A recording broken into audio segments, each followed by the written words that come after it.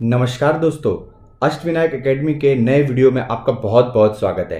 अभी रिसेंटली हमारे महाराष्ट्र के 10th के बोर्ड के रिजल्ट डिक्लेयर हुए हैं। तो 10th के बोर्ड के रिजल्ट के बाद बहुत लोगों के मन में ये दुविधा है कि हमें 10th के बाद क्या करना चाहिए। हमें 10th के बाद डिप्लोमा कोर्स करना चाहिए या हमें HSC यानी 12th करना चाहिए और उसके बाद इंजीनियरिंग करना चाहिए या डिप्लोमा के बाद हमें इंजीनियरिंग करना चाहिए।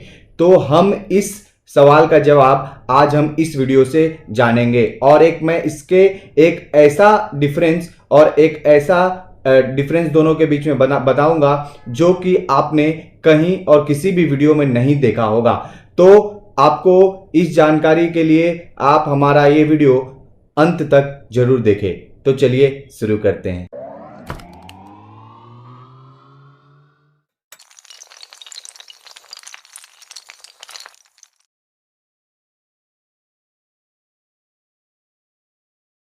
हम आज के वीडियो में जानेंगे कि हमें 10वीं के बाद हमें क्या करना चाहिए। हमें डिप्लोमा करना चाहिए या 12th करना चाहिए। तो सबसे पहले हमें ये जानना है कि डिप्लोमा किसे कहते हैं।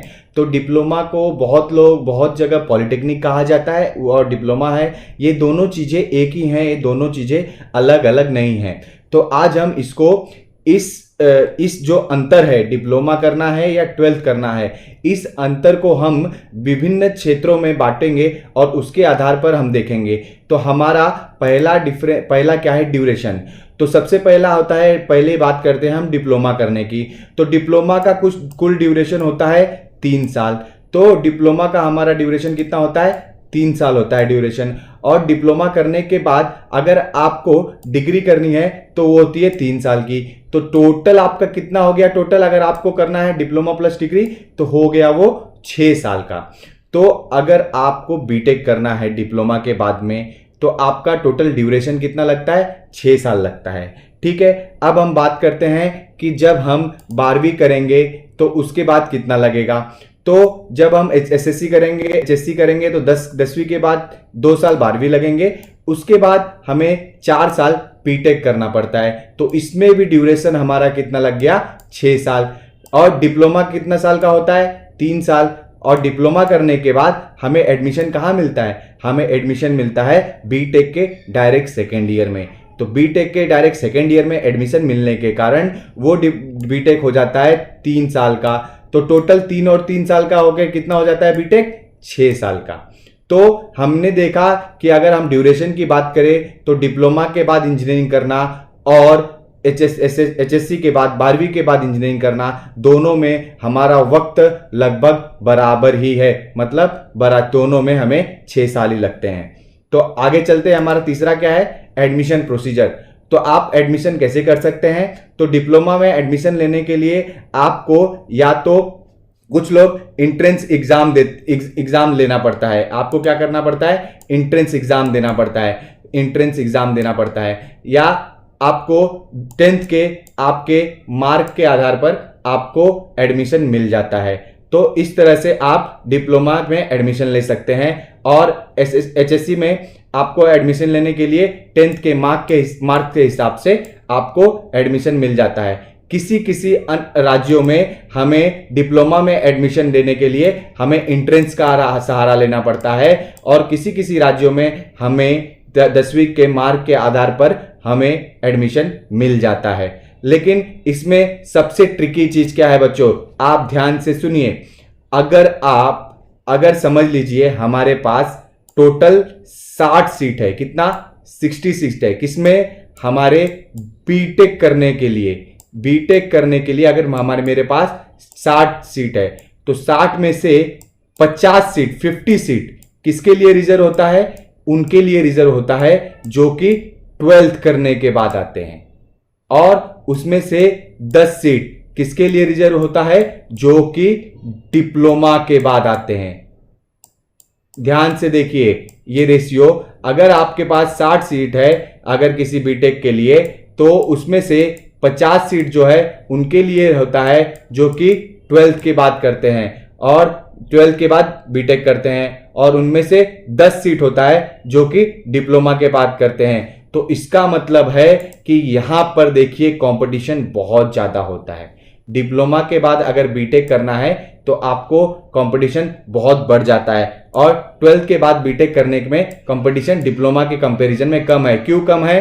क्योंकि यहां पर देख रहे हैं आप सीट की संख्या कितनी है, 5 गुनी होती है। सीट की संख्या कितनी होती है?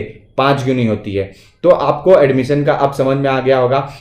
अब एक और महत्वपूर्ण चीज बताना चाहता हूं, आगे का हमारा है कि कोर्स का इंफॉर्मेशन। हम डिप्लोमा में क्या सीखते हैं? हम इंजीनियरिंग के जो सब्जेक्ट होते हैं उसी का कुछ पार्ट, इंजीनियरिंग के सब्जेक्ट का कुछ पार्ट हम डिप्लोमा में सीखते हैं। तो हम क्या सीखते हैं? इंजीनियरिंग के सब्जेक्ट्स का कुछ पार्ट, और 12th में हम फिजिक्स केमिस्ट्री सीखते हैं।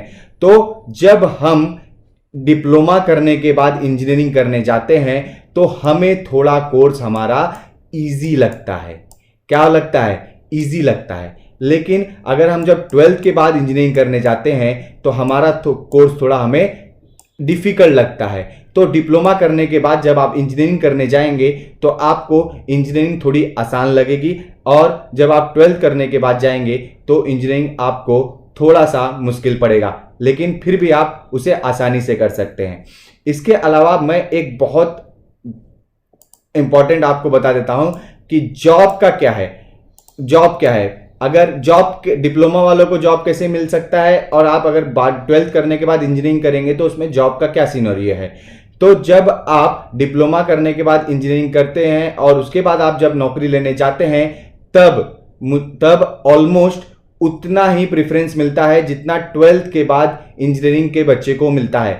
मतलब दोनों के क्षेत्रों में अगर दोनों हम लोग कंपेयर करें तो दोनों में इक्वल आप बोल सकते हैं।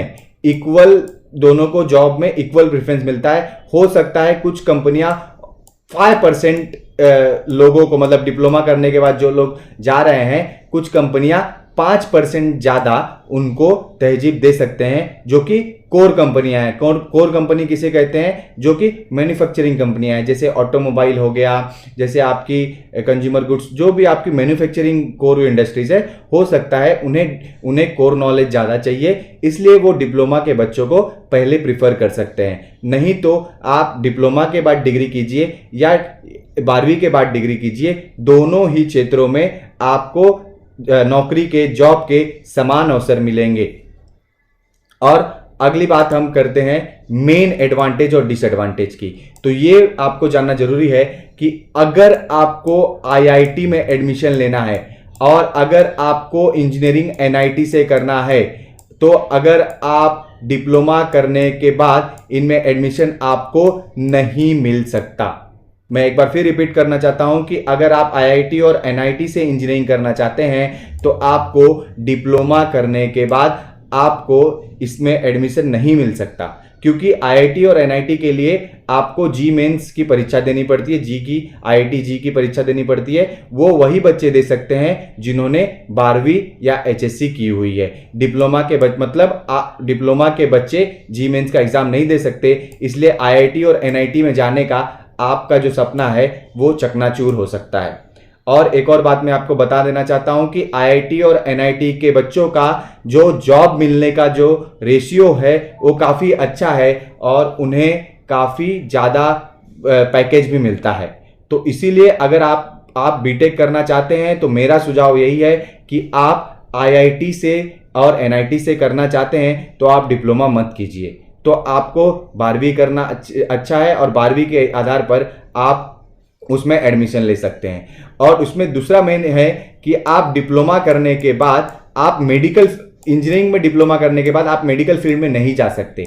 समझ लीजिए आपको 10th में आपने एडमिशन लिया है और आपका मन इंजीनियरिंग करने का है, लेकिन 12th में जाते जाते आपका झुकाव बायोलॉजी की तरफ ज़्यादा हो गया और आप डॉक्टर बनना चाहते हैं या मेडिकल फील्ड में जाना चाहते हैं, तो भी आपको 12th में आपको रहने से कारण आप उस क्षेत्र में जा सकते हैं, उसमें कोई रुकावट नहीं है। लेकिन आप अगर इंजीनियरिंग से डिप्लोमा करते हैं तो आप मेडिकल के किसी फील्ड में नहीं जा सकते।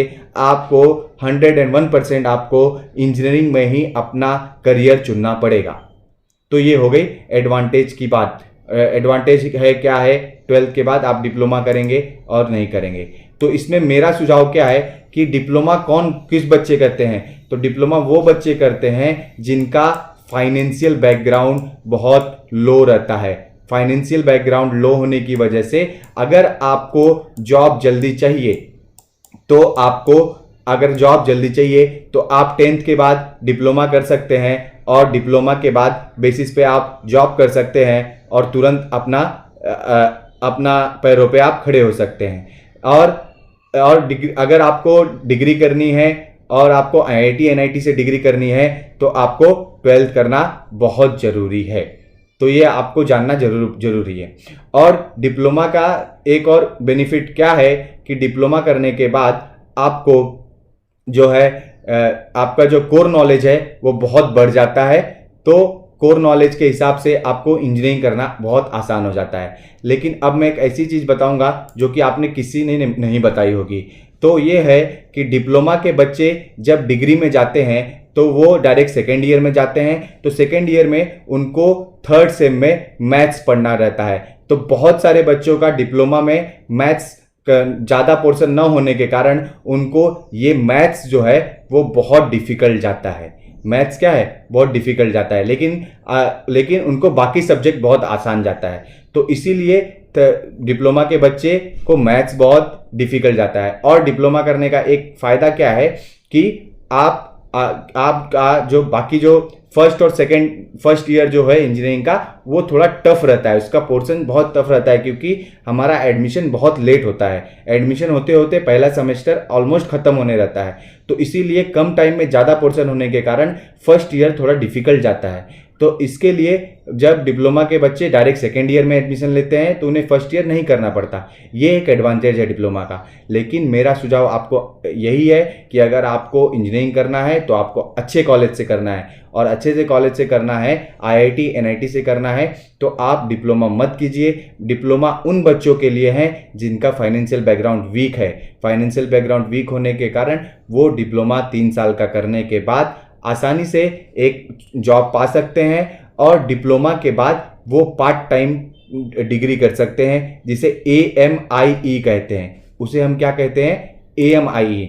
तो AMIE क्या होता है, डिप्लोमा के बाद हम डिग्री करते हैं। AMIE बहुत कठिन होता है। ऐसा कि नहीं है कि डिप्लोमा के बाद आप नौकरी करते करते आप डिग्री कर सकते हैं। AMIE बहुत कठिन होता है, उसे करने के लिए काफ़ी मेहनत करनी पड़ती है। लेकिन अगर जिन बच्चों का फाइनेंशियली वीक है, मैं उन्हें सुझाव दूंगा कि वे डिप्लोमा करें। डिप्लोमा के आधार पर वो अपने पैरों पर जल्दी खड़े हो सकते हैं और जॉब करते करते डिग्री कर सकते हैं। और उनका एक और फ़ायदा क्या हो सकता है कि वो डिप्लोमा के बाद जल्द से जल्द अपने पैरों पर खड़े हो सकते हैं।